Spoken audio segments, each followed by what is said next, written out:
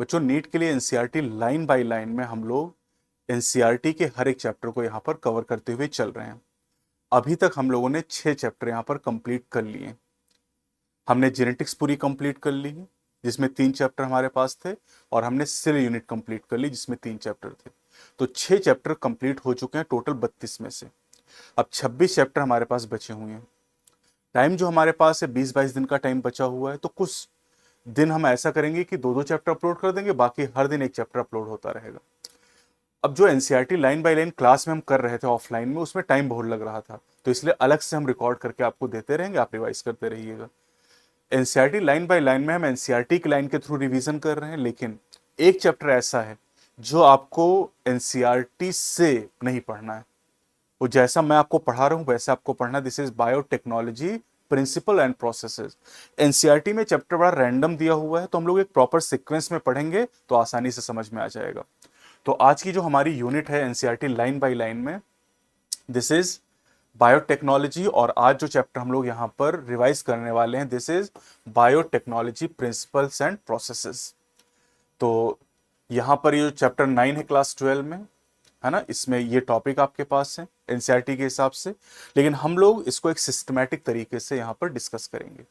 हम ये भी जानते हैं कि हर यूनिट में एक साइंटिस्ट के बारे में हमें बताया जाता है।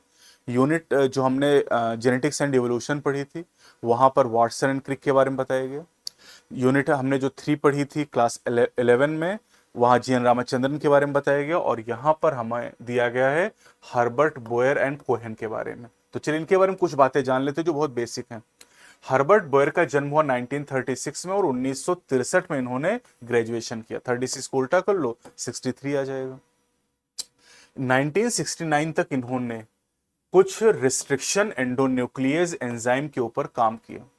वही रिस्ट्रिक्शन एंडोन्यूक्लियस वही है, आरई, है ना, जो डीएनए को कट करता है। और ये जो एंजाइम है ये ई कोलाई बैक्टीरिया के अंदर पाया गया।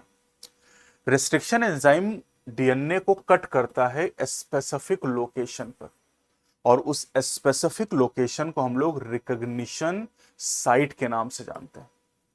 रिकॉग्निशन साइट, जिसकी वजह से जब आरई, रिस्ट्रिक्शन एंजाइम मतलब आरई, जब डीएनए को कट करता है तो इसकी वजह से सिंगल स्ट्रैंडेड पोर्शन बनते हैं डीएनए के, जिन्हें स्टिकी एंड का नाम दिया जाता है। तो sticky and single stranded portion होते हैं। दूसरे साइंटिस्ट है कोहेन। तो कोहेन की बात करें तो कोहेन ने प्लाज्मिड के ऊपर काफी रिसर्च किया। प्लाज्मिड, प्लाज्मिड क्या होते हैं?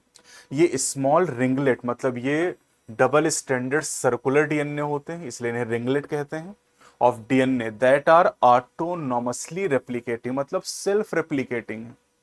इनका रेप्लिकेशन जीनोमिक डीएनए या न्यूक्लियोइड रीजन पर निर्भर नहीं करता है। Replicating extra chromosomal DNA of some bacteria. Extra chromosomal, भाई डीएनए जो बैक्टीरिया में जीनोमिक डीएनए होता है उसे हम सिंगल क्रोमोसोम मान लेते हैं, लेकिन ये उस सिंगल क्रोमोसोम के अलावा कुछ और सर्कुलर डीएनए बैक्टीरिया में पाए जा सकते हैं, जिन्हें प्लाज्मिड कहते हैं। क्या क्या खास बातें हैं? प्लाज्मिड कुछ बैक्टीरिया में पाए जाते, सब में नहीं होंगे। जीनोमिक डीएनए सभी बैक्टीरिया में होता है, लेकिन जो प्लाज्मिड डीएनए ही केवल कुछ बैक्टीरिया में होता है। Float freely in the cytoplasm of bacteria. ये बैक्टीरिया के साइटोप्लाज्म में फ्रीली फ्लोट करते हैं, क्योंकि आप जानते हैं कि बैक्टीरिया में कोई भी मेम्ब्रेन बाउंड स्ट्रक्चर या ऑर्गेनेल नहीं होता है। Replicate independently from the coding strand of the DNA. ये इंडिपेंडेंट अपना रेप्लिकेशन करते हैं। अब कोहेन ने ऐसा तरीका विकसित किया जिसके द्वारा ये प्लाज्मिड को बैक्टीरियल सेल से रिमूव कर सकते थे, और फिर उस प्लाज्मिड को ये रीइंसर्ट कर सकते थे दूसरी सेल के अंदर। तो ये सीधा सवाल पूछा जाएगा कि कौन से साइंटिस्ट प्लाज्मिड को एक सेल से निकाल के दूसरी सेल में रीइंसर्ट कर सकते थे? कोहेन। बढ़िया सवाल है। किस साइंटिस्ट ने कपल ऑफ रिस्ट्रिक्शन एंडोन्यूक्लियस पे काम किया? बोयर। दोनों अलग अलग सवाल। ठीक है, अब देखो इस चैप्टर में हम रिकॉम्बिनेंट डीएनए की बात करेंगे। तो रिकॉम्बिनेंट डीएनए एक्चुअली होता क्या, ये पहले जान लेते हैं। तो अगर हमारे पास एक कोई प्लाज्मिड डीएनए है, सर्कुलर डीएनए, और एक हमारे पास कोई डिजायर डीएनए जैसे इंसुलिन जीन, या कोई भी चाहे बीटी जीन ले लो, इसको क्राई जीन मान लो, है ना, तो कोई डिजायर्ड डीएनए और प्लाज्मिड डीएनए है, इनको पहले प्लाज्मिड को कट किया गया आरई के द्वारा और फिर ये डिजायर्ड डीएनए लाइगेज के द्वारा जोड़ दिया गया। काटने और जोड़ने को हम लोग कहते हैं स्प्लाइसिंग।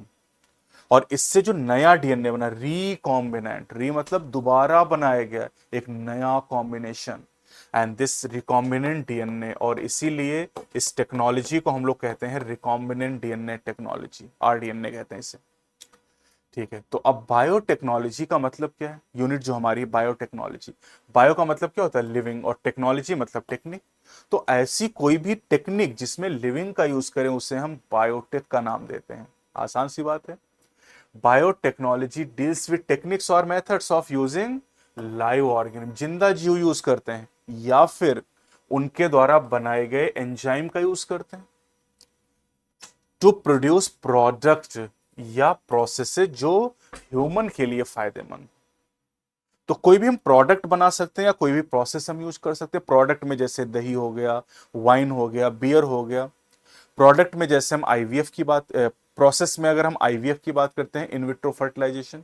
चलिए देखिए, मिल्क से कर्ड का बनना, ये लैक्टोबैसिलस नाम का बैक्टीरिया करता है, लैक्टिक एसिड बैक्टीरिया। तो दूध से दही के बनने में हम लिविंग ऑर्गेनिज्म का यूज करें, यानी दूध से दही का बनना बायोटेक है, और ये तो हजारों साल से ह्यूमन करता आ रहा है। डो से ब्रेड का बनना, इसमें हम लिविंग का यूज करते हैं, उसका नाम ईस्ट है, यानी डो से ब्रेड का बनना भी बायोटेक है।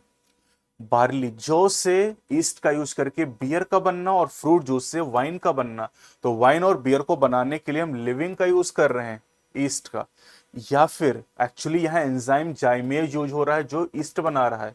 इसलिए आपसे कहा गया कि अगर किसी प्रोसेस में ऑर्गेनिज्म के द्वारा बनाए गए एंजाइम का यूज करते तो भी बायोटेक है, यानी वाइन और बियर का बनना भी बायोटेक है। इसके अलावा अगर हम जेनेटिकली मॉडिफाइड ऑर्गेनिज्म का यूज कर लें सेम काम के लिए, ब्रेड बनाने के लिए, दही बनाने के लिए, वाइन बियर बनाने के लिए, तब भी बायोटेक कहलाएगा। जेनेटिकली मॉडिफाइड ऑर्गेनिज्म का मतलब क्या है, इन्हें हम शॉर्ट में जीएमओ कहते हैं। क्या होते हैं ये? ऐसे ऑर्गेनिज्म जिनके जीन में कोई बदलाव कर दिया गया हो, मैनिपुलेट कर दिया गया, मॉडिफाई कर दिया गया, उन्हें हम जीएमओ के नाम से जानते हैं। तो use of GMO to produce product on large scale, जैसे जीएमओ में अगर हम लोग बात करते हैं, जैसे बीटी कॉटन एक जेनेटिकली मॉडिफाइड ऑर्गेनिज्म का एग्जांपल, गोल्डन राइस एक जेनेटिकली मॉडिफाइड ऑर्गेनिज्म का एग्जांपल है। IVF leading to test tube baby, तो आईवीएफ प्रोग्राम जो है उसमें हम गैमीट को फ्यूज कराते हैं टेस्ट ट्यूब के अंदर, है ना, रिएक्शन कराते हैं, और ये जो रिएक्शन हो रही है उसमें एंजाइम का यूज होता है, स्पर्मलाइसिन हो गए। तो अगर हम एंजाइम का भी यूज करें तब भी वो बायोटेक कहलाएगा। इसके अलावा डेवलपिंग अ डीएनए वैक्सीन, किसी डीएनए वैक्सीन को बनाना, जैसे हेपेटाइटिस बी वैक्सीन को ईस्ट के अंदर बनाया गया। तो अब देखिए इस वैक्सीन को बनाने के लिए लिविंग का यूज किया गया, यानी अगर हम हेपेटाइटिस बी वैक्सीन या डीएनए वैक्सीन को डेवलप कर रहे हैं तो ये भी बायोटेक कहलाएगा। Synthesising a gene and using it, किसी जीन की सिंथेसिस करना और उसे यूज करना भी बायोटेक कहलाएगा। क्योंकि जब हम किसी जीन की सिंथेसिस करेंगे, जीन मतलब डीएनए की सिंथेसिस, डीएनए की सिंथेसिस में एंजाइम चाहिए, डीएनए डिपेंडेंट डीएनए पॉलीमरेज, और एंजाइम यूज करें तो biotech. Correction of a defective gene, ये जीन थेरेपी कहलाता है, जो कि हम लोग अगले चैप्टर में पढ़ेंगे। एक बीमारी आप पढ़ेंगे एडीए डेफिशिएंसी, और उस एडीए डेफिशिएंसी को दूर करने के लिए जीन थेरेपी का मेथड यूज किया जाएगा। तो जीन थेरेपी यानी करेक्शन ऑफ डिफेक्टिव जीन, ये भी बायोटेक है। तो ये सब बायोटेक के एग्जाम्पल एनसीईआरटी में दिए गए। अब यूरोपियन फेडरेशन ऑफ बायोटेक्नोलॉजी यानी ईएफबी के द्वारा एक डेफिनेशन दी गई है, और उस डेफिनेशन में ट्रेडिशनल और मॉडर्न दोनों व्यू को इंक्लूड किया गया है। आप सोचिए जरा, दूध से दही का बनना ये ट्रेडिशनल बायोटेक है जो हम हजारों सालों से यूज कर रहे हैं। लेकिन अगर आप डेवलप कर रहे हैं डीएनए वैक्सीन, आप जीन थेरेपी कर रहे हैं, that is the modern biotech.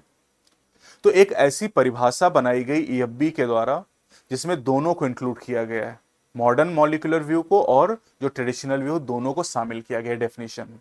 EFB के द्वारा क्या डेफिनेशन दी गई? द इंटीग्रेशन, इंटीग्रेशन का मतलब कि हम लोग जोड़ रहे हैं ऑफ नेचुरल साइंस, प्राकृतिक विज्ञान, मतलब बायोलॉजी आप कह लो, एंड उसके साथ ऑर्गेनिज्म, किसी लिविंग का यूज कर रहे हैं। या उसकी सेल का यूज कर रहे हैं, भाई ईस्ट आप देखो तो एक सेल भी है, एक ऑर्गेनिज्म भी है, या उसके किसी पार्ट का यूज कर रहे हैं, मतलब हम पूरी सेल नहीं यूज कर रहे हैं, हम सेल के अंदर जो न्यूक्लियस है उस न्यूक्लियस का या उसके न्यूक्लियस के अंदर डीएनए का यूज कर रहे हैं। और मॉलिक्यूलर एनालॉग, मॉलिक्यूलर एनालॉग का मतलब है कि कोई मॉलिक्यूल उससे मिलता जुलता मॉलिक्यूल लैब में बना लिया गया। जैसे आपको कहते हैं ना कि प्रोजेस्टेरॉन और प्रोजेस्ट्रोजेन, तो प्रोजेस्टेरॉन नेचुरल है और प्रोजेस्ट्रोजेन सिंथेटिक है, उसको हम बना सकते हैं। फॉर प्रोडक्ट्स और सर्विसेज, कह रहे प्रोडक्ट और सर्विसेज के लिए अगर हम इंटीग्रेट करते हैं नेचुरल साइंस को, ऑर्गेनिज्म, सेल, उसके किसी पार्ट या मॉलिक्यूलर एनालॉग के लिए, ह्यूमन के लिए कोई प्रोडक्ट बनाने के लिए या किसी सर्विस के लिए, दैट इज कॉल्ड बायोटेक। तो अब हम लोग आगे बढ़ते हैं यहां पर। जैसे ये एग्जांपल आपको दिया गया प्रोजेस्टेरॉन एंड प्रोजेस्ट्रोजन, तो जो प्रोजेस्ट्रोजन है ये प्रोजेस्टेरॉन का एक मॉलिक्यूलर एनालॉग है, मतलब उसी की तरह का मॉलिक्यूल है, मिलता जुलता, और काम उसी की तरह करता है। अब आते हैं प्रिंसिपल्स ऑफ बायोटेक्नोलॉजी।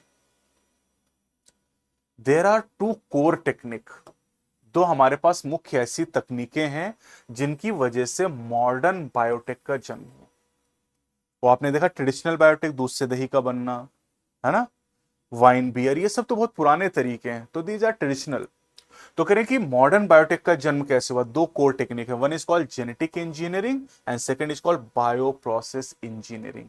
एनसीईआरटी में सब कुछ बहुत रैंडम लिखा हुआ है, इसलिए हम लोग यहां पर एक प्रॉपर सीक्वेंस में चल रहे हैं।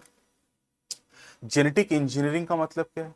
जेनेटिक इंजीनियरिंग एक ऐसी टेक्निक है जिसके द्वारा हम चेंज करते हैं, ऑल्टर करते हैं chemistry of genetic material. Genetic material दो ही है भैया, डीएनए या फिर आरएनए, ज्यादातर लिविंग में डीएनए जेनेटिक मटेरियल, यानी nucleic acid is the genetic material in all organism without any exception, और ये दोनों ही न्यूक्लिक एसिड है। तो अगर हम डीएनए या आरएनए में कोई चेंज करते हैं जानबूझकर तो उसे जेनेटिक इंजीनियरिंग कहते हैं। कोई बदलाव कर दें हम उसमें, डीएनए काट रहे हैं, दूसरा डीएनए जोड़ रहे हैं, है ना, रिकॉम्बिनेंट डीएनए बना रहे हैं, चेंज इन जेनेटिक मटेरियल। अगर जेनेटिक मटेरियल में चेंज होगा तो जीनोटाइप चेंज होगा, इससे फिनोटाइप चेंज हो जाएगा। दूसरा बायो प्रोसेस इंजीनियरिंग।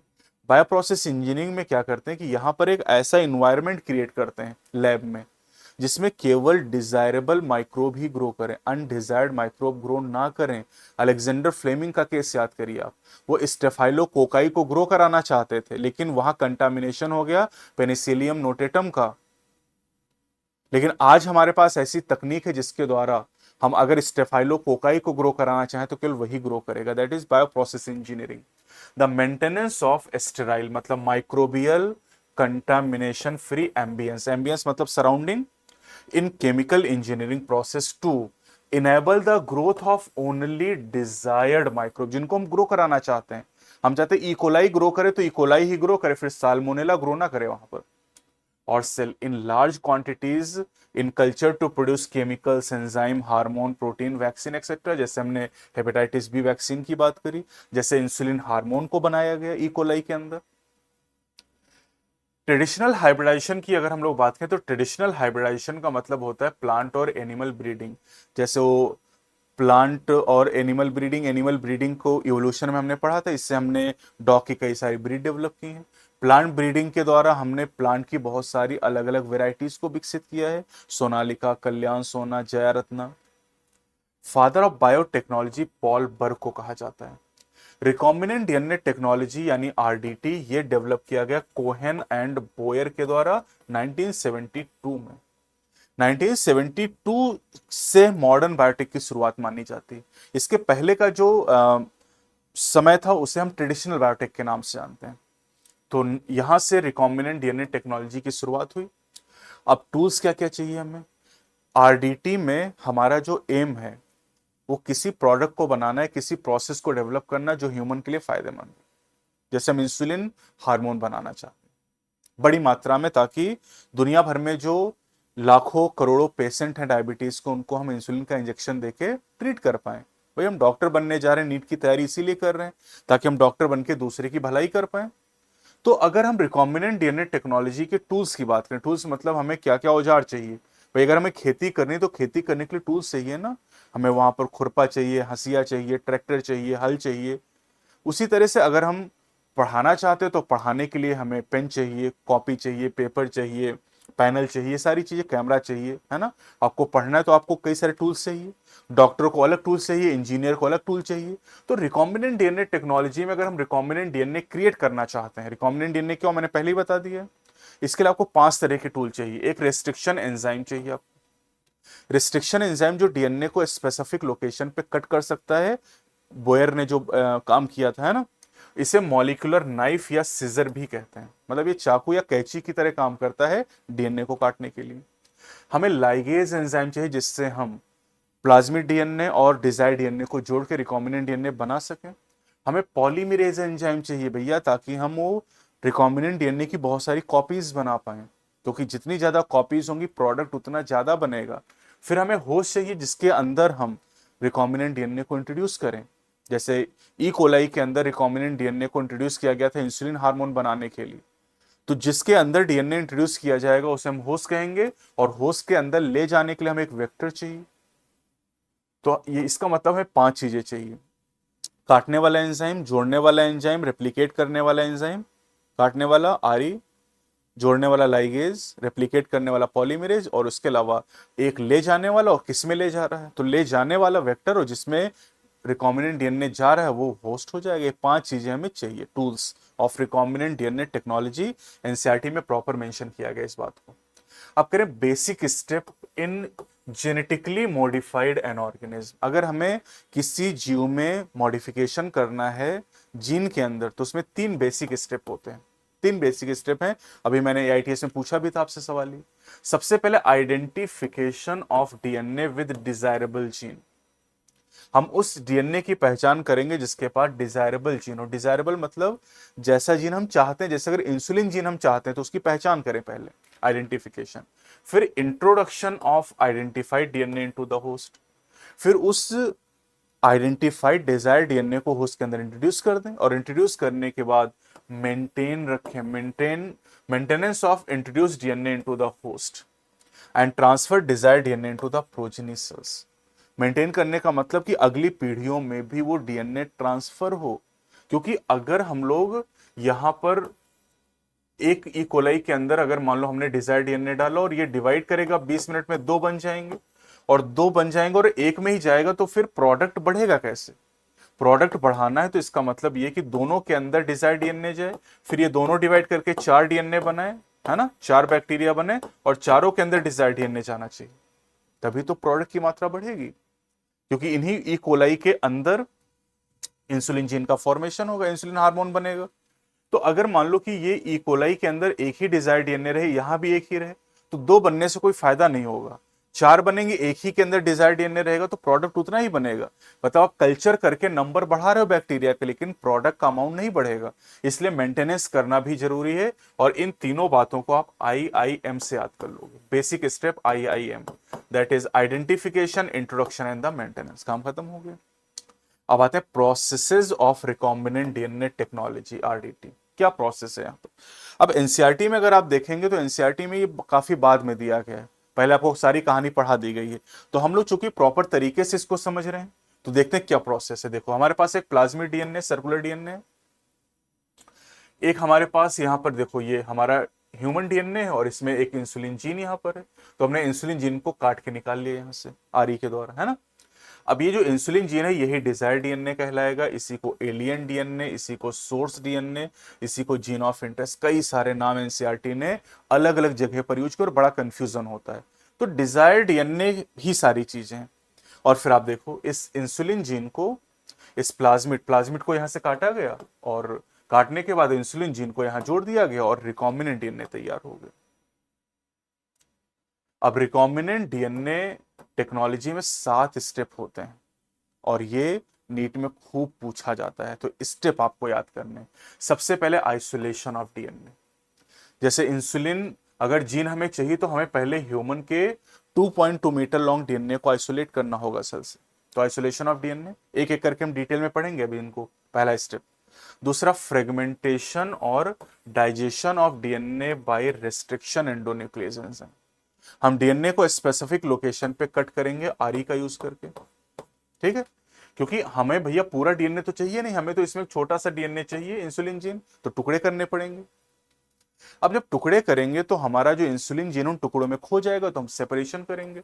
सेपरेशन और isolation of desire DNA fragment by agrogel electrophoresis, ये सारे स्टेप हम डिटेल में पढ़ेंगे एक एक करके, और जब ये 7 स्टेप कंप्लीट होंगे आपका चैप्टर भी कंप्लीट हो जाएगा।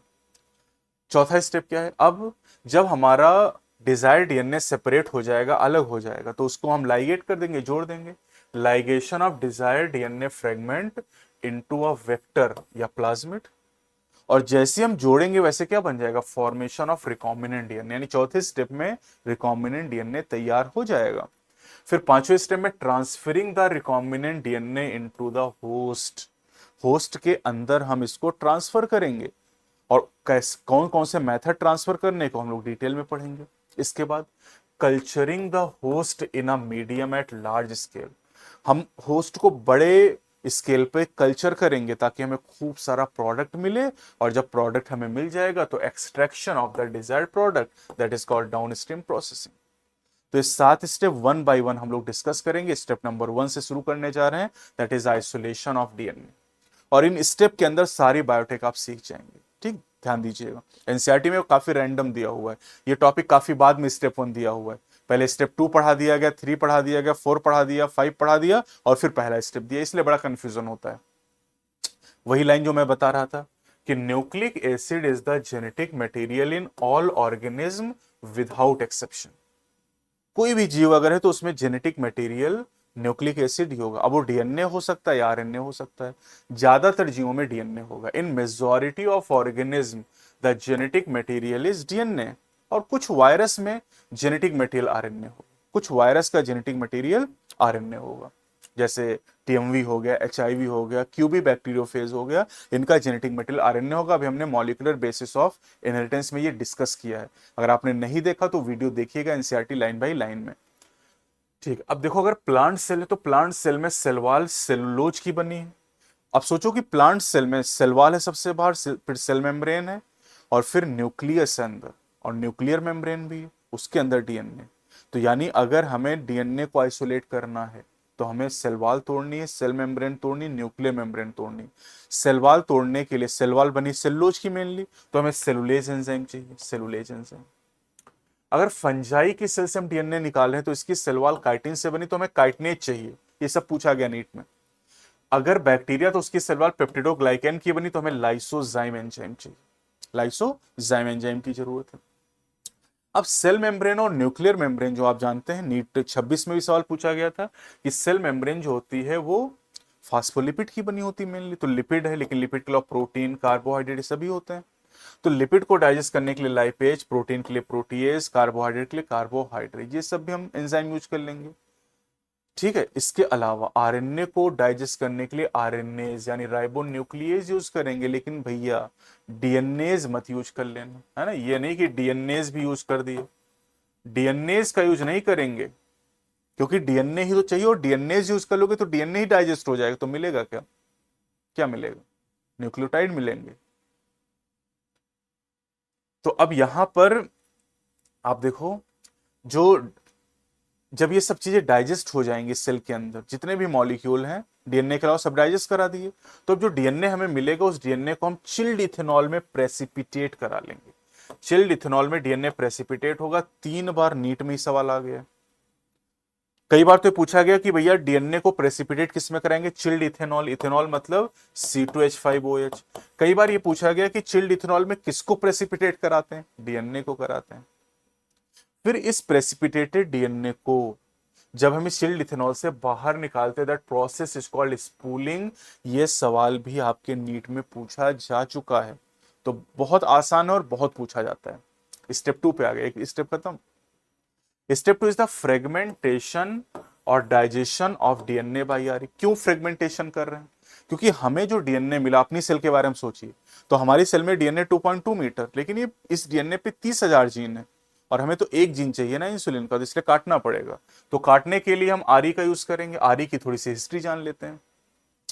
1963 में ई कोलाई में पाए जाने वाले a couple of restriction enzyme, a couple of restriction enzyme मतलब कुछ रिस्ट्रिक्शन एंजाइम के ऊपर रिसर्च किया गया और ये एंजाइम ऐसे थे, है ना, ये एंजाइम ऐसे थे, दो एंजाइम जो बैक्टीरिया में बैक्टीरियोफेज की ग्रोथ को रिस्ट्रिक्ट करते थे, तभी तो नाम है रेस्ट्रिक्शन एंजाइम।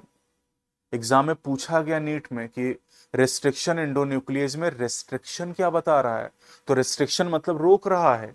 ये बैक्टीरियोफेज, बैक्टीरियोफेज मतलब बैक्टीरियल वायरस है, ये ऐसा वायरस जो बैक्टीरिया पे अटैक करता है, इकोलाई पे, और बैक्टीरिया को मार देता है। लेकिन अगर किसी बैक्टीरिया के पास रिस्ट्रिक्शन एंडोन्यूक्लियस एंजाइम है तो उसकी डेथ बैक्टीरियोफेज से नहीं होगी, यानी बैक्टीरियोफेज की ग्रोथ को बैक्टीरिया में रिस्ट्रिक्ट करता है, रोकता है। ऐसे दो एंजाइम का पता इकोलाई में चला। पहला जो एंजाइम था वो डीएनए पर मिथाइल ग्रुप को ऐड करता था, एनसीईआरटी में इसका नाम दिया नहीं गया, इसे मिथाइलेज कहते हैं। दूसरा एंजाइम जो था वो डीएनए को स्पेसिफिक लोकेशन पे काटता था, and that enzyme is named as restriction endonuclease. इसे मॉलिक्यूलर सीजर या मॉलिक्यूलर नाइफ कहा जाता है। अब देखो, कह रहे restriction in RE refers to the ability of enzyme to restrict the growth of virus in bacteria। Restriction word यही बता रहा है कि ये एंजाइम बैक्टीरिया के अंदर बैक्टीरियोफेज की ग्रोथ को रेस्ट्रिक्ट करता है। अब न्यूक्लियस दो तरीके के होते हैं, एनसीईआरटी ने कहा दो क्लास इसके हैं, एक एक्सोन्यूक्लियस, दूसरा एंडोन्यूक्लियस। जो एक्सोन्यूक्लियस होता है वो डीएनए को एंड से कट करता है और न्यूक्लियोटाइड को रिमूव करता है, ठीक। एंडोन्यूक्लियस की बात करें, जो डाइजेस्टिव एंजाइम होते हैं वो एक्सोन्यूक्लियस होते हैं। जो एंडोन्यूक्लियस हैं ये डीएनए को कट करते हैं, डीएनए में बैकबोन या फास्फोडाइएस्टर बॉन्ड को कट करते हैं विद इन डीएनए, और विद इन डीएनए का है एक स्पेसिफिक लोकेशन पे। बैकबोन तो आप जानते हैं ना, शुगर फॉस्फेट की बैकबोन बनी होती है, उसी को कट करते हैं। तो रिस्ट्रिक्शन एंडोन्यूक्लियस एंजाइम डीएनए के अंदर कट करते हैं एक विशेष जगह पर, जिससे हम लोगों ने रिकॉग्निशन साइट कहा था। पहला रेस्ट्रिक्शन एंडोन्यूक्लियस, पहला जो आ रही था वो था हिन D2, ऐसे पढ़ना है हिन D2, ये नहीं हाइंड टू, हाइंड सेकेंड, ये क्या होता है, हिन D2 पढ़ना है।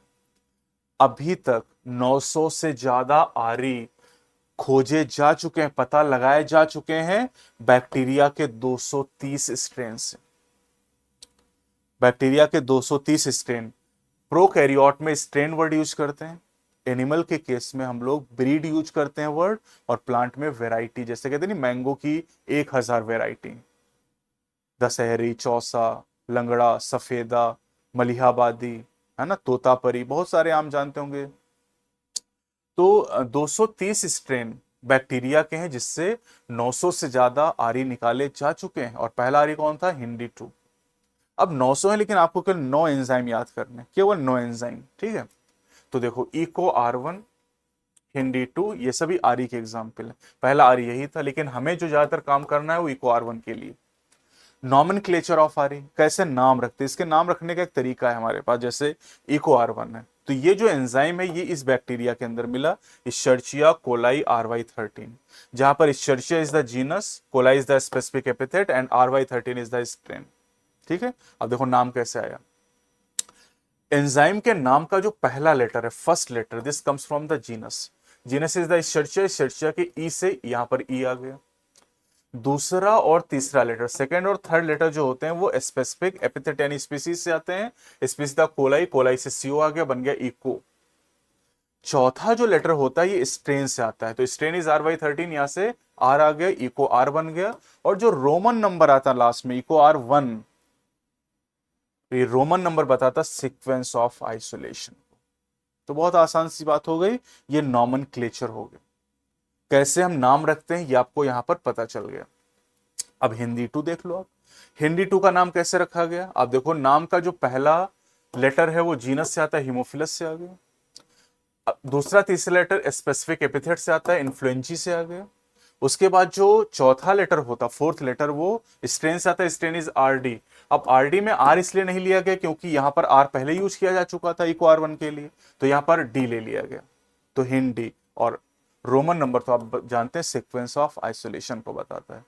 तो ये एंजाइम का नाम कैसे रखते हैं ये आपको पता चल गया, ठीक है। अब मैंने कहा कि जो आरी है वो डीएनए को विशेष लोकेशन पे काटता है, उस विशेष लोकेशन को कहते हैं रिकॉग्निशन साइट। और इस रिकॉग्निशन साइट की पहचान एंजाइम करता है एक प्रॉपर एक सीक्वेंस से, जिसे रिकॉग्निशन सीक्वेंस कहते हैं। और ये सीक्वेंस बना होता है 6 बेस पेयर का। खूब पूछा गया है। रिकॉग्निशन सीक्वेंस जो होता है ये 6 बेस पेयर का बना होता है। स्पेसिफिक होता है हर आरई के लिए। मतलब इको R1 का जो रिकॉग्निशन सीक्वेंस है वो अलग होगा और बैम H1 का अलग होगा, हिंदी 2 का अलग होगा। और ये पैलिंड्रोमिक होता है, लेकिन ये पैलिंड्रोम शब्दों के पैलिंड्रोम से अलग है। ठीक है, ये पैलिंड्रोम शब्दों के पैलिंड्रोम से अलग है।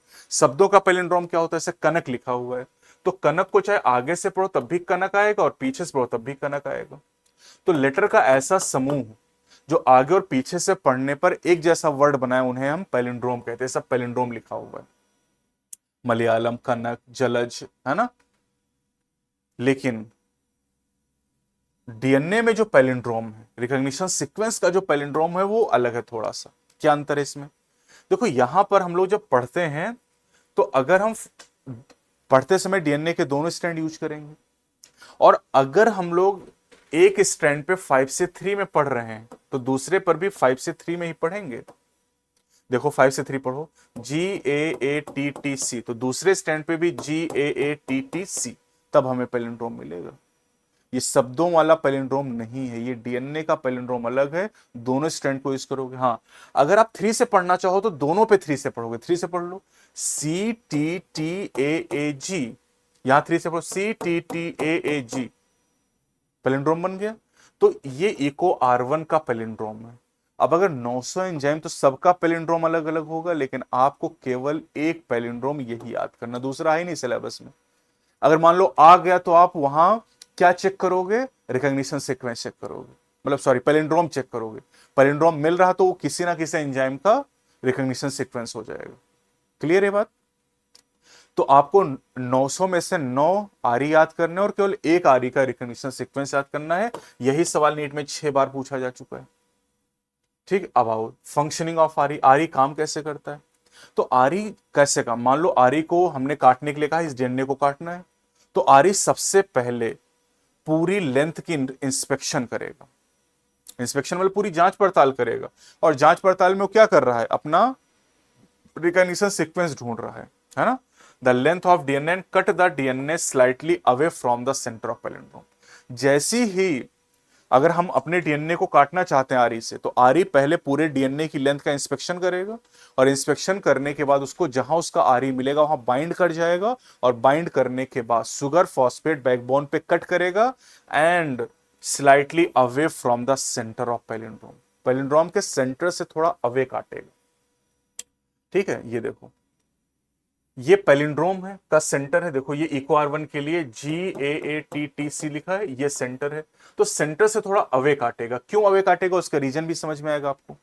इको R1 के लिए आपको याद करना है कि अगर सीक्वेंस GAATTC मिल गया तो ये G और A के बीच कट करेगा। G और A के बीच, देखो सेंटर से थोड़ा अवे कट कर रहा है, G और A के बीच काटेगा, और दोनों स्टैंड पे G और A के बीच कट करेगा। देखो काट के यहां पर, इसलिए कलर थोड़ा अलग लिया गया है। अब G और A के बीच जब काटेगा तो इतना हिस्सा अलग हो जाएगा, इसको हमने अलग कर दिया, बाकी जो बचा हो यहां लिख दिया, ये प्लाज्मिक डीएनए। इधर डिजायर डीएनए हमने ले लिया, मान लो इंसुलिन जीन, तो इसको भी काट के और बाकी हिस्सा हटा दिया, बाकी जो इधर डिजायर डीएनए हो यहां लिख दिया। और आप देख लो यहां पर ये जो AATT दिखाई दे रहा है, इधर भी बनेगा AATT और इधर भी बनेगा AATT। ये जो सिंगल स्टैंडर्ड पोर्शन बचेगा इसे हम कहते हैं स्टिकी एंड। और स्टिकी एंड को आपस में डीएनए लाइगेज, स्टिकी एंड तो आपस में हाइड्रोजन बॉन्ड बना देंगे, और बाकी इन दोनों डीएनए को डीएनए लाइगेज यहां पर सुगर फॉस्फेट बैकबोन को जोड़ देगा, और ये रिकॉम्बिनेंट डीएनए तैयार हो गया। यानी दूसरा स्टेप पढ़ते पढ़ते चौथा स्टेप भी पूरा हो गया, लाइगेशन भी यहां कंप्लीट ही हो गया। देखो अब जरा सोचते हैं कि अगर सेंटर पे काटता तो क्या होता। ये भी पूछा गया नीट में सवाल असर्शन रीजन में। अगर सेंटर पे काट देगा तो सेंटर पे काटने की वजह से स्टिकी एंड नहीं बनेंगे, और स्टिकी एंड नहीं बनेंगे तो जुड़ नहीं पाएगा, रिकॉम्बिनेंट डीएनए बनेगा ही नहीं। पहली चीज, इसका मतलब ये जरूरी कि सेंटर से अवे काटे तो स्टिकी एंड बनेंगे। अगर सेंटर पे काट देगा तो ब्लंट एंड बन जाएंगे, और ये जो स्टिकी एंड की स्टिकनेस है, क्योंकि हाइड्रोजन बॉन्ड बनाने की क्षमता रखते हैं अपने काउंटर पार्ट से, इसलिए इनकी स्टिकनेस डीएनए लाइगेज के काम में हेल्प करती है। ठीक। दूसरी बात, अगर हम प्लाज्मिड डीएनए और डिजायर डीएनए को काटने के लिए अलग अलग आरी का यूज करेंगे तब भी समस्या है। सेम आरी यूज करेंगे, 2 बार नीट में पूछा गया। जैसे यहां पर अगर मुझे प्लाज्मिड और डिजायर डीएनए को जोड़ के रिकॉम्बिनेंट डीएनए बनाना है, तो मैंने दोनों के लिए इको R1 यूज किया है। ऐसा नहीं कर सकते कि एक के लिए इको R1 और एक के लिए हिंदी 2 यूज कर लो, क्या गड़बड़ होगा? अगर यहां इको R1 यूज करोगे तो उसका रिकॉग्निशन सीक्वेंस अलग है और हिंदी 2 का अलग होगा। सीक्वेंस अलग होगा तो स्टिकी एंड अलग तरह के बनेंगे और वो कॉम्प्लीमेंट्री नहीं होंगे, और इसलिए रिकॉम्बिनेंट डीएनए बन ही नहीं पाएगा। इसका मतलब कि अगर आप रिकॉम्बिनेंट डीएनए बनाना चाहते हैं तो प्लाज्मिड डीएनए और डिजायर डीएनए को सेम आरी से काटें। ये भी नीट में सवाल पूछा जा चुका है। ठीक। अब हम लोग चलते हैं तीसरे स्टेप पे, that is separation and isolation of desire DNA fragment. पहला स्टेप हमने क्या पढ़ा? Isolation of DNA. दूसरा फ्रेगमेंटेशन ऑफ डीएनए बाय आरी। अब जब डीएनए के हमने टुकड़े कर दिए तो हजारों टुकड़े डीएनए के हो गए और उसमें हमारा डिजायर डीएनए खो गया है, तो उसको हमें अलग करना है। कैसे अलग करेंगे? एग्रोजेल इलेक्ट्रोफोरेसिस। एग्रोजेल इलेक्ट्रोफोरेसिस यानी यहां पर इलेक्ट्रिक फील्ड का यूज किया जाएगा। तो इलेक्ट्रोफोरेसिस टेक्निक ऐसे नहीं केवल डीएनए के लिए यूज करते हैं, ये टेक्निक किसी भी उस मॉलिक्यूल के लिए यूज कर सकते हैं जो चार्ज्ड होता है, जिसपे चार्ज हो, जैसे RNA negative charge, DNA negative charge, protein positive या नेगेटिव कोई भी चार्ज हो सकता है। हिस्टोन प्रोटीन पॉजिटिवली चार्ज होती है, जो न्यूरॉन के अंदर प्रोटीन होती है वो नेगेटिवली चार्ज होती है एक्सोप्लाज्म के अंदर, है ना। तो किसी के लिए भी यूज कर सकते हैं। तो डीएनए नेगेटिवली चार्ज मॉलिक्यूल है क्योंकि डीएनए के ऊपर फॉस्फेट की वजह से नेगेटिव चार्ज होता है। एग्रोजेल इलेक्ट्रोफोरेसिस में हम एग्रोजेल का यूज करते हैं और ये एक जेल नेचुरल पॉलीमर है। जैसे वो पढ़ते हैं हम लोग ना डीएनए फिंगरप्रिंटिंग, वहां पर सिंथेटिक मेम्ब्रेन यूज करते हैं, नायलॉन या नाइट्रोसेलुलोज ब्लॉटिंग के लिए। यहां पर नेचुरल पॉलीमर का यूज करते हैं और this extracted from the seaweed, algae soften होता है ये एग्रोजेल। अब देखो यहां पर एक जेल प्लेट आपको दिखाई गई है और इस जेल प्लेट के ऊपर यहां पर आपको वेल्स दिखाए गए हैं, कुएं, जिसके अंदर डीएनए को भर दिया गया है। अब जब चार्ज यहां पर अप्लाई किया गया तो वेल की तरफ देखो कैथोड है नेगेटिवली चार्ज और अपोजिट साइड में एनोड है पॉजिटिव चार्ज। और आप तो जानते कि सेम चार्ज रिपेल करते हैं, अपोजिट चार्ज अट्रैक्ट करता है। तो अब यहां पर कैथोड निगेटिवली चार्ज है, ये डीएनए को रिपेल करेगा और एनोड इसको अट्रैक्ट करेगा। तो खूब पूछा गया सवाल। पहली बात, ये नीट में ये पूछा गया कि भैया डीएनए को किधर विल में फिल करते हैं, तो कैथोड की तरफ फिल करते हैं, या विल किधर पाई जाती है? कैथोड की तरफ। डीएनए मूव किधर करेगा? एनोड की तरफ। बहुत पूछा गया है, ठीक है। और जब ये मूव करेगा तो मूव करते समय जो एग्रोजेल मीडियम की तरह यहां पर भरा हुआ है। भाई आप सोच लो तालाब है, तालाब में पानी की जगह एग्रोजेल भरा हुआ है और आदमी के तैरने की जगह पर डीएनए तैर रहा है, ठीक है। और ये जो एग्रोजेल सीविंग इफेक्ट प्रोवाइड करेगा। सीविंग मतलब एग्रोजेल जो होगा उसके अंदर बहुत सारे पोर होंगे, उन पोर के थ्रू डीएनए मूव कर जाएगा। और इसके बाद जो डीएनए का टुकड़ा जितना छोटा होगा उतनी दूर तक जाएगा वेल से। Smaller the fragment farthest it move. जितना बड़ा टुकड़ा होगा उतना पास में रहेगा। खुद सोचो, आप तैरने के लिए एक मोटा आदमी और एक दुबला पतला हो तो कौन दूर तक तैर के जाएगा? जो दुबला पतला होगा। तो जितना छोटा टुकड़ा होगा वो उतनी दूर तक तैर के पहुंचेगा। अब यहां पर जब ये डीएनए के टुकड़े सब सेपरेट हो जाएंगे, अलग हो जाएंगे अपने साइज के हिसाब से, तो अब यहां पर हम डीएनए को स्टेन करेंगे, ठीक है। Smaller the fragment size farther it moves. जितना छोटा टुकड़ा होगा उतनी दूर तक मूव करेगा। यानी मूवमेंट जो होगा वो साइज पर निर्भर करता है, इसके अलावा कंसंट्रेशन पर। सोचो कि यहां पर जितना ज्यादा गाढ़ा जेल डाल देंगे मूवमेंट उतना कम हो जाएगा। आपसे कहा जाए पानी में तैरना है और तेल में तैरना है, तो पानी में तैरना आसान होगा क्योंकि तेल का जो डेंसिटी है, जो कंसंट्रेशन वो ज्यादा है। तो इसका मतलब मूवमेंट और कंसंट्रेशन में इनवर्स रिलेशन। जितना ज्यादा कंसंट्रेशन होगा मूवमेंट उतना कम हो जाएगा। नीट में भी सवाल पूछा जा चुका है, एनसीईआरटी में लिखा नहीं है। अब अगर जो डीएनए है, डीएनए अलग तो होगा लेकिन डीएनए दिखाई नहीं देगा आपको। डीएनए को देखने के लिए हमें उसे कलर करना पड़ेगा और यूवी लाइट डालनी पड़ेगी। बिना कलर किए हुए बिना यूवी लाइट के आप नहीं देख पाओगे। तो आप इसको स्टेन करोगे, staining of DNA, ethidium bromide बहुत पूछा गया नीट में। और इसके बाद इथिडियम ब्रोमाइड से स्टेन करने के बाद भी दिखाई नहीं देगा विजिबल लाइट में, आपको साथ में यूवी लाइट भी डालनी है अब, और तब आपको ब्राइट ऑरेंज कलर के बैंड डीएनए के नजर आएंगे। तो ये भी खूब सवाल पूछा गया, bright orange colour, bright orange colour ये भी खूब पूछा गया। आप अगर स्टेन नहीं करोगे, यूवी डालोगे, तब भी दिखाई नहीं देगा। स्टेन कर दोगे, यूवी नहीं डालोगे, विजिबल लाइट में देखोगे तब भी दिखाई नहीं देगा। आपको स्टेन भी करना है और यूवी लाइट भी डालनी, तब आपको ब्राइट ऑरेंज कलर के डीएनए के बैंड नजर आएंगे। और अब इन डीएनए के बैंड को जेल पीस काट के यहां से निकाल लिया जाएगा डिजायर डीएनए को, and the process is called illusion. जब हमने डीएनए को चिल्ड इथेनॉल से निकाला था तो उसे स्पूलिंग कहा था, और जब हम डिजायर्ड डीएनए को जेल पीस से निकाल रहे हैं, दैट इज कॉल्ड इल्यूशन। बहुत बढ़िया सवाल ये भी बनेगा यहां पर। ठीक, अब यहां पर जो डिजायर्ड डीएनए हमें मिल गया है, उस डिजायर्ड डीएनए की हम कई सारी कॉपी बना लेंगे एक्सपेरिमेंट को आसान करने के लिए। तो यानी हम एम्प्लीफिकेशन करेंगे डिजायर्ड डीएनए का पीसीआर का यूज करके। नीट 26 में भी इसके स्टेप पूछे गए थे आपसे, हर साल लगभग सवाल नीट में आता है।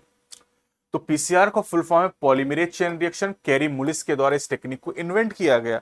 एनसीईआरटी एग्जाम्पलर में आपको दिया गया, एनसीईआरटी में नहीं दिया कैरी मुलिस। और पीसीआर के द्वारा हम डीएनए की मल्टीपल कॉपीज बना सकते हैं इन विट्रो, मतलब लैब के अंदर मशीन है, मान लो पीसीआर, और इसके अंदर डीएनए की कॉपीज हम लोग बना रहे हैं। साइकिल में 3 स्टेप होते हैं पीसीआर में। पहला डीनेचुरेशन स्टेप याद करने हैं, दूसरा एनिलिंग ऑफ प्राइमर, और तीसरा एक्सटेंशन ऑफ प्राइमर्स। तो एक एक करके हम लोग पढ़ेंगे। डीनेचुरेशन में हम क्या करेंगे, breaking of hydrogen bond due to high temperature, करीब 70 डिग्री सेल्सियस। हम हाई टेम्परेचर पे डीएनए के हाइड्रोजन बॉन्ड को तोड़ के दोनों स्ट्रैंड को अलग कर देंगे। डीएनए डबल स्ट्रैंडेड है, रेप्लिकेशन करना है, उसकी कॉपीज बने तो सिंगल स्ट्रैंडेड करना पड़ेगा। तो डीनेचुरेशन के द्वारा हमने दोनों स्ट्रैंड को अलग कर लिया। डिजायर्ड डीएनए, इसकी हमें कॉपी चाहिए, तो हमने इसके दोनों स्ट्रैंड को अलग कर दिया डीनेचुरेशन के द्वारा। फिर एनिलिंग ऑफ प्राइमर, प्राइमर को हमने जोड़ दिया। प्राइमर को 3 प्राइम एंड पे जोड़ते हैं और ये 5 प्राइम एंड प्रोवाइड करता है। प्राइमर होता क्या है, प्राइमर की अगर हम लोग बात करते हैं तो प्राइमर जो होते हैं, these are chemically synthesized oligonucleotide. Oligo मतलब कुछ न्यूक्लियोटाइड के बने हुए हिस्से होते हैं, that are complementary to the 3 prime end of DNA. ये डीएनए के 3 प्राइम एंड के कॉम्प्लीमेंट्री होते हैं। जैसे CTA था 3 प्राइम एंड पे, तो इसका कॉम्प्लीमेंट्री GAT ये प्राइमर बना के यहां पर ऐड कर दिया गया। इसके बाद आते हैं एक्सटेंशन ऑफ प्राइमर, और एक्सटेंशन के लिए हम लोग टैग पॉलीमरेज एंजाइम यूज करते हैं। टैग पॉलीमरेज एक टाइप का डीएनए पॉलीमरेज है, और ये tag polymerase enzyme Thermus aquaticus नाम के थर्मोफिलिक ऑर्गेनिज्म से निकाला गया। ये ऑर्गेनिज्म उबलते हुए थर्मल स्प्रिंग में पाया जाता है, और ये थर्मस एक्वेटिकस ऑर्गेनिज्म के अंदर जो टैग पॉलीमरेज है, ये 80-90 डिग्री पे अपना काम कर सकता है। यहां पर नॉर्मल डीएनए पॉलीमरेज एंजाइम का यूज नहीं कर सकते हैं, ये भी पूछा गया। तो टैग पॉलीमरेज, टी मतलब थर्मस, AQ मतलब एक्वेटिकस, तो थर्मस एक्वेटिकस नाम के बैक्टीरिया से इसको निकाला गया। सबस्ट्रेट में यहां पर DNTP यूज करेंगे, डीऑक्सी राइबोन्यूक्लियोटाइड, राइबोन्यूक्लियोसाइड ट्राइफॉस्फेट, यानी ये न्यूक्लियोटाइड है। और आप तो जानते हैं डीएनए बना रहे हैं, DNA is a polymer of nucleotide, तो न्यूक्लियोटाइड यूज किए गए। और उसके बाद में यहाँ टैग पॉलीमरेज, और इस तरीके से एक्सटेंशन करके आप देखो 2 डीएनए तैयार हो गए एक साइकिल में। तो एक साइकिल में अगर हम चलाएंगे 2 डीएनए, 2 बार में 4, 3 बार में 8, 4 बार में 16, हर बार डबल होता जाएगा। अगर 30 साइकिल चला दें तो 1 बिलियन कॉपी हो जाएंगे। तो आपसे ये भी पूछ सकता है कि 29 साइकिल में बताओ, तो 29 साइकिल में इसकी आधी कॉपी रही होंगी, 0.5 बिलियन, ऐसे भी पूछ सकता है। 28 साइकिल में तो 0.25 बिलियन। तो इस तरीके से भी सवाल पूछ सकता है। ये ITS में इस तरह के सवाल मैं पूछ रहा हूं आपसे। और यहां पर जो नंबर है टू द पावर n के हिसाब से बढ़ता है। ये नीट 2025 में पूछा जा चुका सवाल, टू द पावर n। ठीक है, अब हम लोग चलते हैं स्टेप नंबर 4, जो कि है यहां पर लाइगेशन। 3 स्टेप कंप्लीट हो गए, चौथे स्टेप पे हम लोग चल रहे हैं। चौथा स्टेप है ligation, ligation of DNA fragment into a vector. और जब लाइगेशन करेंगे तो रिकॉम्बिनेंट डीएनए का फॉर्मेशन हो जाएगा चौथे स्टेप में। वैसे रिकॉम्बिनेंट डीएनए कैसे बनता हमने दूसरे स्टेप में सीख लिया है, लेकिन फिर से एक बार देख लेते हैं। यहाँ पर देखो, ये एक प्लाज्मिड या वेक्टर है, और ये डिजायर्ड डीएनए जो भी हमने एम्पलीफाई किया है, और दोनों को जोड़ के यहाँ पर रिकॉम्बिनेंट डीएनए तैयार कर लिया गया। अच्छा, इस प्लाज्मिड के पास एक ओराई होता है जिसके बारे में हमने मॉलिक्यूलर बेसिस ऑफ इनहेरिटेंस में रेप्लिकेशन में बात की थी। अगर डिजायर डीएनए को, ये देखो डिजायर डीएनए है, अगर डिजायर डीएनए को सीधे हम, मतलब इसको हम लाइगेट ना करें, रिकॉम्बिनेंट डीएनए बिना बनाए अगर हम इसको किसी बैक्टीरिया में ट्रांसफर कर दें तो 20 मिनट के बाद इकोलाई डिवाइड करके दो में बन जाएगा, लेकिन डिजायर डीएनए एक में ही जाएगा, क्योंकि डिजायर डीएनए के पास अपना ओराई नहीं है। जबकि ये जो प्लाज्मिड, इसके पास ओराई और इसीलिए रेप्लिकेट होकर ये दोनों के अंदर जा रहा है। रेप्लिकेट होगा, दो कॉपी बनाएगा, एक एक कॉपी दोनों पास चली जाएंगी। इसीलिए डिजायर डीएनए को हम जोड़ते हैं प्लाज्मिड के साथ, क्योंकि प्लाज्मिड के पास अपना ओराई है, डिजायर डीएनए के पास अपना कोई ओराई नहीं है। तो अगर हम सीधे इसको ट्रांसफर करेंगे तो ये अपना रेप्लिकेशन नहीं कर पाएगा। ये रेप्लिकेशन तभी कर पाएगा जब ये डीएनए के बैक्टीरियल डीएनए का पार्ट हो जाए, प्लाज्मिड डीएनए का पार्ट हो जाए। भी नीट में पूछा गया है। ये देखो, जब हमने डिजायर डीएनए को प्लाज्मिड के साथ जोड़ दिया, ये ओराई है, तो जब इसको जोड़ के किसी इकोलाई के अंदर ट्रांसफर किया गया तो अब ये जब रेप्लिकेट करेगा ओराई से तो पूरा रेप्लिकेट हो जाएगा, यानी इसकी रिकॉम्बिनेंट डीएनए की दो कॉपी बनेंगी और दोनों बैक्टीरिया में एक एक कॉपी चली जाएगी। पहला recombinant DNA Cohen and Boyer ने बनाया था 1972 में। डायरेक्ट क्वेश्चन पूछा जाता है। ठीक है, देखो इन्होंने साल्मोनेला टाइफिम्यूरियम नाम के बैक्टीरिया के प्लाज्मिड का यूज किया। ठीक है, और इस प्लाज्मिड के साथ इन्होंने एंटीबायोटिक रेजिस्टेंस जीन ARG को जोड़ा। अब यहां पर antibiotic resistance gene desire DNA होगा, और जैसे जोड़ दिया रिकॉम्बिनेंट डीएनए बन गया। फिर इस रिकॉम्बिनेंट डीएनए को इन्होंने ट्रांसफर किया। ठीक है, इसको इन्होंने ट्रांसफर किया, और ट्रांसफर करने के बाद इकोलाई में इन्होंने ट्रांसफर किया साल्मोनेला का closely related bacterium E coli, NCERT ने कहा।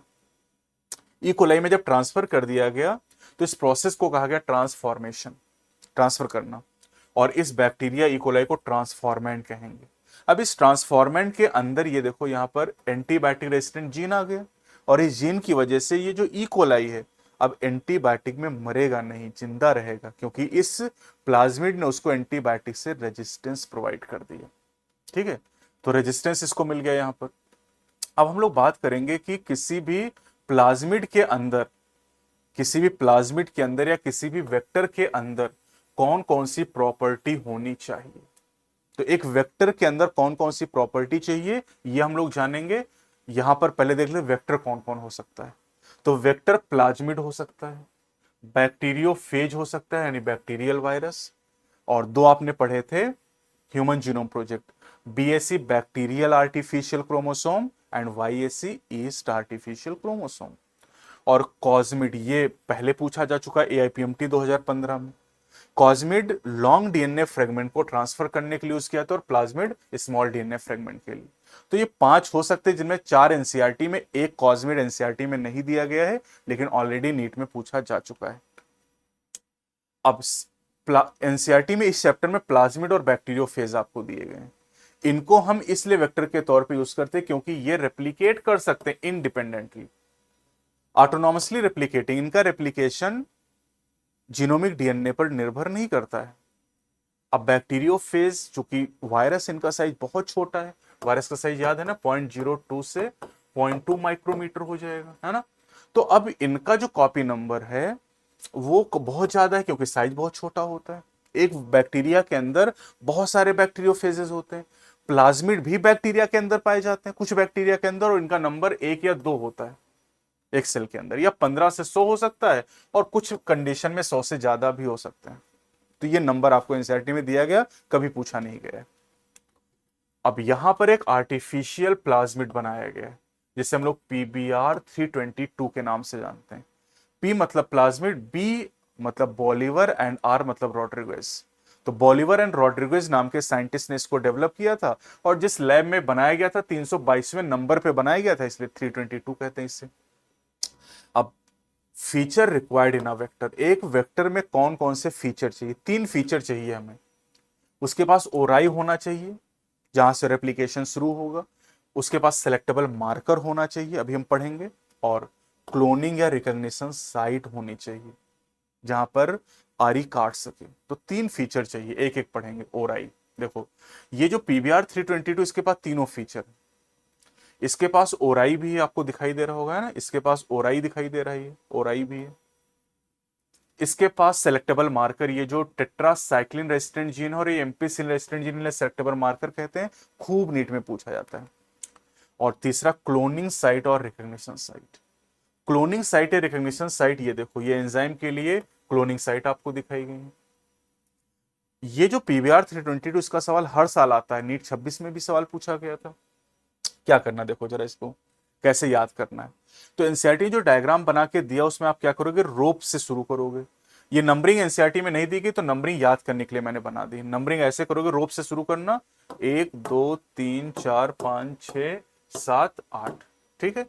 अब इस रोप में ROAT रोट और 1 3 और नंबर ले लेना सारे, 1 3 5 7।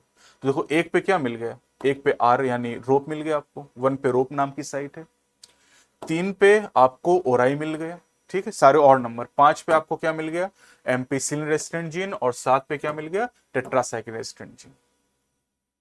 तो आपको याद हो गया, रोप याद हो गया, ओराई याद हो गया, एम्पिसिलिन और टेट्रासाइक्लिन रेजिस्टेंट जीन, इन दोनों को सिलेक्टेबल मार्कर कहते हैं। कोई भी antibiotic resistant gene selectable marker होगा। अब क्या कह रहे हैं कि यहां पर 8 अलग अलग एंजाइम की रिकॉग्निशन साइट है। देखो रोप पे PVU2 जो है इसकी रिकॉग्निशन साइट है, ये याद करना है। एम्पिसिलिन रेजिस्टेंट जीन पे 2 है, PST1 PVU1। 6 नंबर पे 3 है, EcoR1 CLA1 HinD3, और 7 पे टेट्रासाइक्लिन रेजिस्टेंट जीन पे BAMH1 और SAL1। सबसे पहले तो टेट्रासाइक्लिन रेजिस्टेंट जीन पे जो 2 साइट वो याद करनी है, और एम्पिसिलिन रेजिस्टेंट जीन पे यानी ARG पे जो 2 साइट वो याद करनी है, ठीक। PST1 PVU1 और यहां BAMH1 और SAL1। अच्छा एक चीज और ध्यान दो, जो 8 साइट हैं वो 8 साइट जो यहां पर दिखाई गई उसमें से केवल HinD3 है और यहाँ PV2 है, बाकी सब 1 1 है, PST1 PV1 EcoR1 CLA1 BAMH1 SAL1। तो ये आपको डायग्राम एकदम फीड होना चाहिए दिमाग के अंदर, और ये बहुत आसान तरीका है जिससे आप इसको याद कर पाओगे, ठीक। अब ये जब याद हो गया तब आगे हम लोग बढ़ते हैं थोड़ा सा। देखो ये रोट वही 1357, rop codes for the protein that are involved in the replication of plasmid. नाम ही है इसलिए रोप है, रेप्लीकेशन ऑफ प्लाज्मिड। प्लाज्मिड के रेप्लीकेशन में जो प्रोटीन इन्वॉल्व होती है उसको रोप कोड करता है। अब एक एक करके हम पढ़ते हैं। ओरिजिन ऑफ रेप्लीकेशन ओराई, पहला फीचर ओराई चाहिए। ये वो रीजन है जहां से रेप्लीकेशन शुरू होता है, यहां से रेप्लीकेशन शुरू होता है। एंड ओराई कॉपी नंबर भी कंट्रोल करता है, मतलब कितनी कॉपी प्लाज्मिड की बनेंगी। अभी आपने देखा प्लाज्मिड की 1 कॉपी हो सकती, 2 हो सकती, 15 से 100 या उससे ज्यादा। तो कितनी कॉपी बनेंगी ओराई डिसाइड करता है। और अगर आपको ज्यादा कॉपी चाहिए किसी डिजायर्ड डीएनए की, तो आपको ऐसा प्लाज्मिड सेलेक्ट करना है जिसका ओराई हाई कॉपी नंबर को सपोर्ट करता हो, है ना। तो यहां पर आप देख सकते हैं ये आपको जो PBR 322 है वो एक बार फिर से ही दिखाया गया है। अब दूसरा जो फीचर चाहिए वो चाहिए यहां पर सेलेक्टेबल मार्कर। उसको समझने के लिए यहां पर सेलेक्टेबल मार्कर,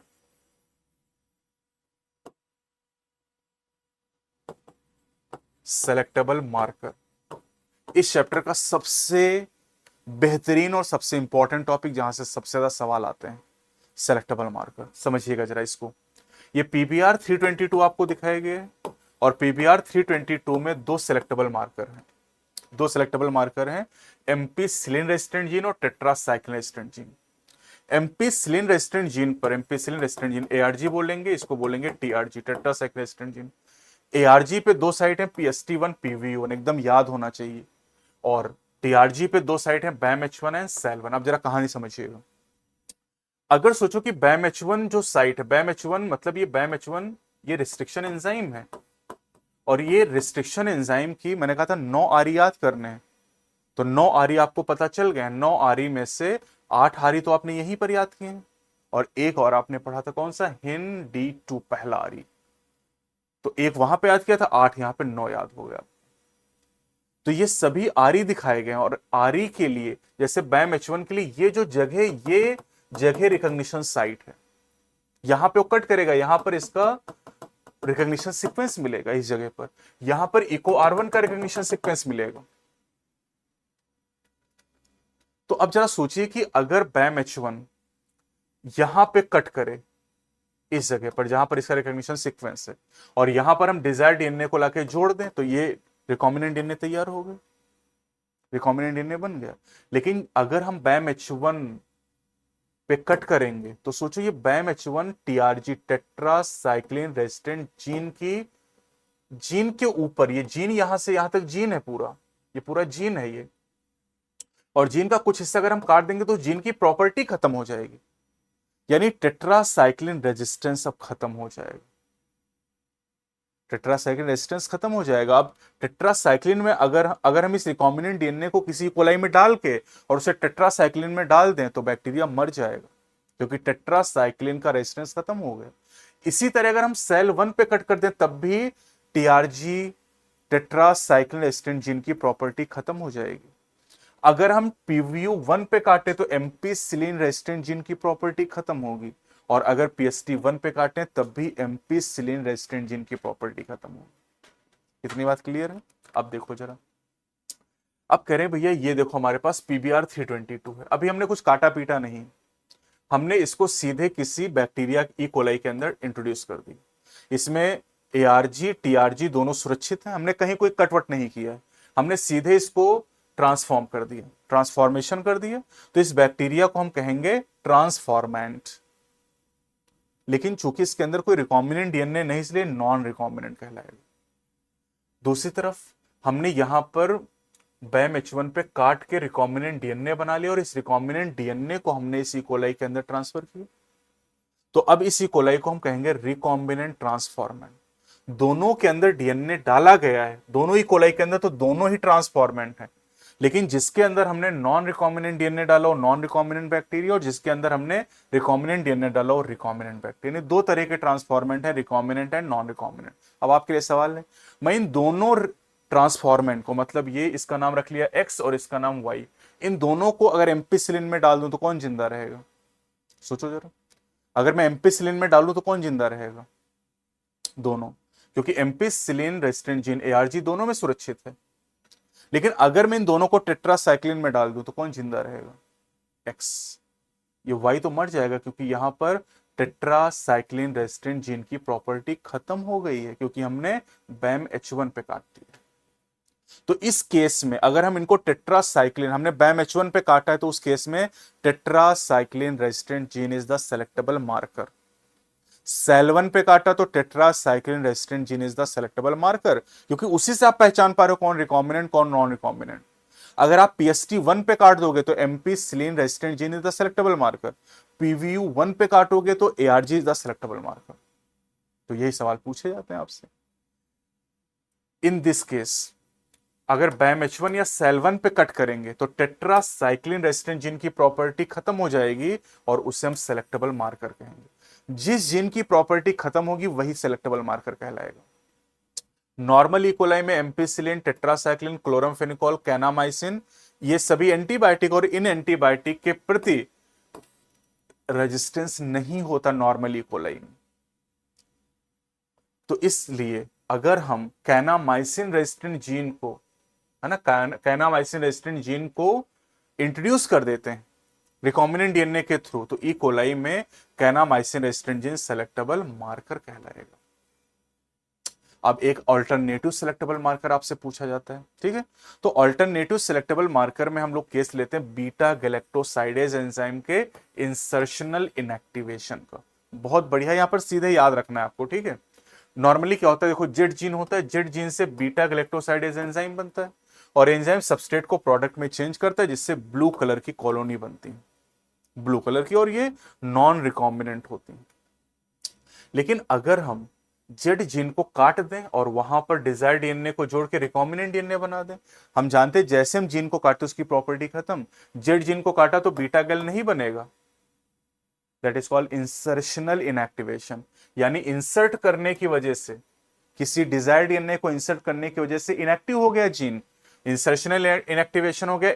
जब एंजाइम ही नहीं होगा तो सबस्ट्रेट प्रोडक्ट में चेंज नहीं होगा और कलरलेस कॉलोनी आएंगी, these are called recombinant.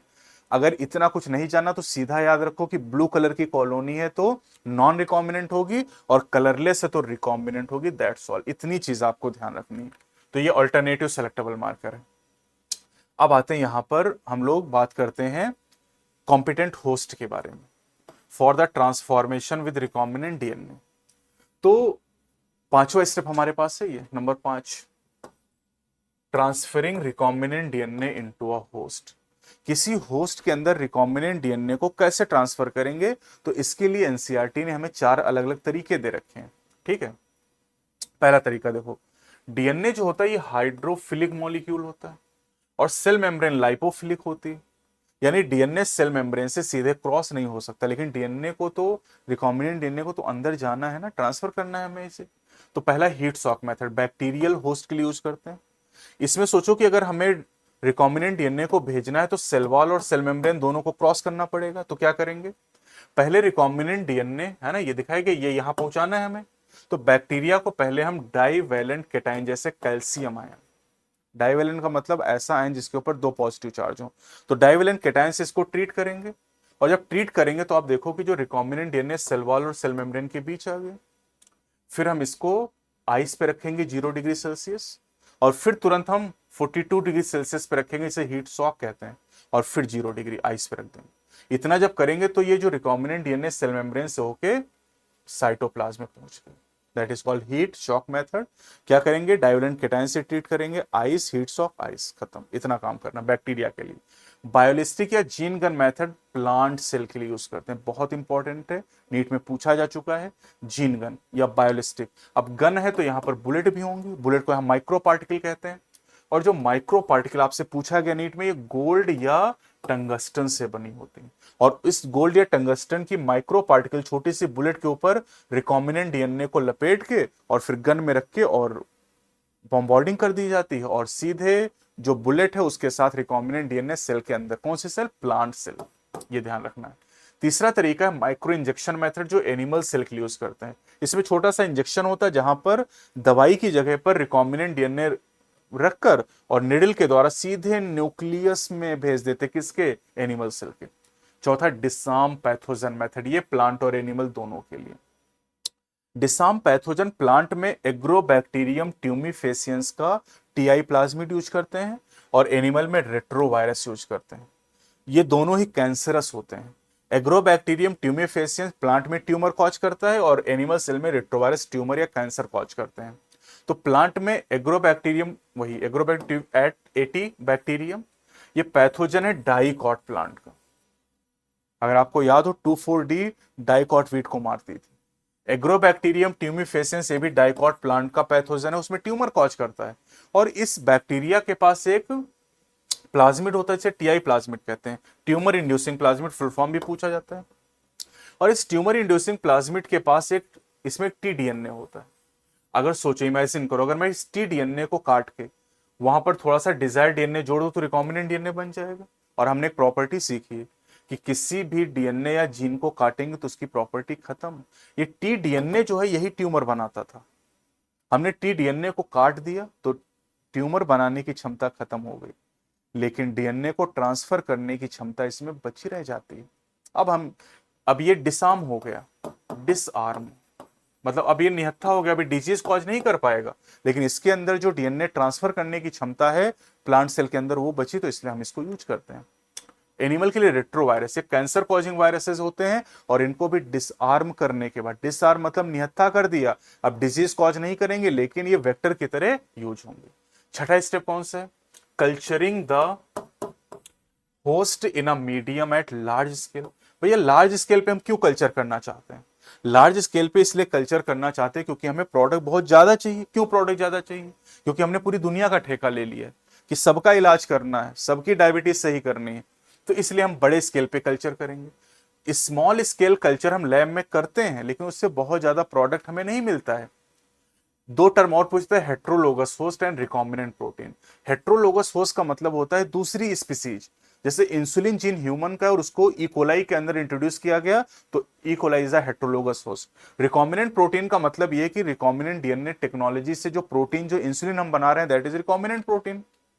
Large scale culture के लिए बड़े बड़े बर्तन यूज किए जाएंगे जिन्हें बायोरिएक्टर कहते हैं, और इनका वॉल्यूम याद करना 100 से 1000 लीटर होता है।